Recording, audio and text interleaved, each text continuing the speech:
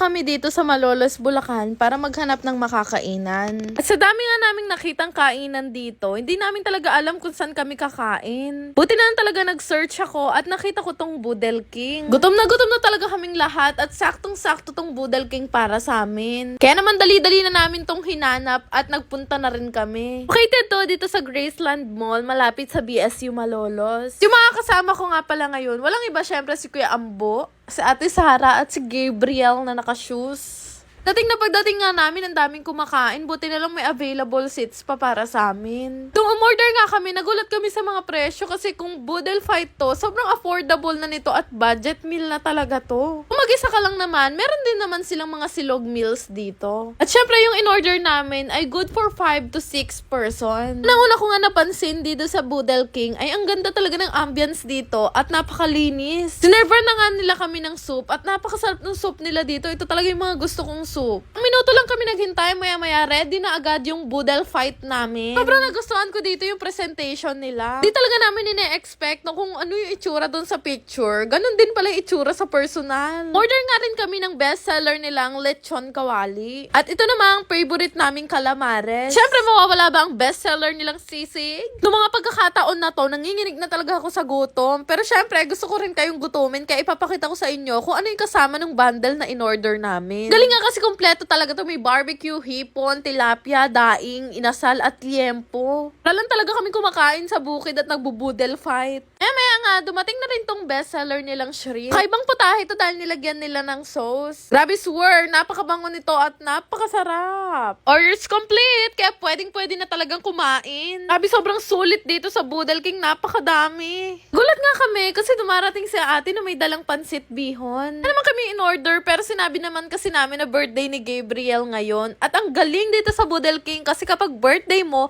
may libre kang bihon. Oh, ang saya, diba? Kaya naman sa mga magbe-birthday dyan, highly recommended ko talaga tong Boodle King. Isipin nyo pag dito kayo nag-celebrate, may libre kayong isang bilaong pansit bihon. Maya nga, nag-start na kaming kumain. Abi guys, no bias, ang sarap ng barbecue nila dito. At sa dami ng in-order namin, nai-stress na talaga kaming anim kung paano namin to uubusin. Buti na lang talaga to the rescue si Kuya Ambo sa mga gulay. Sabi nga niya sa akin, pati bagoong daw nila dito ang sarap. Ilang minuto pa nga lang ang nakakalipas, Diyos ko, nawawash out na talaga yung kanin namin. Maya nga, syempre tinikman ko naman tong favorite kong lechong kawali. Boodle King, may tanong talaga ako sa inyo, paano nyo napapanatiling malutong at malambot to? Ito talaga si Kuya Ambo, vegetarian pero may tinatago ding sikreto eh. Ayun no. May nakaipit din naman pala siyang lechong kawali. Grabe, ang sarap din nito, the best. Ate Sara naman, ito talagang barbecue ang naging favorite niya. Noong mga time na to, tahimik na talaga kaming anim. Grabe, ang sarap ng pagkain nila dito.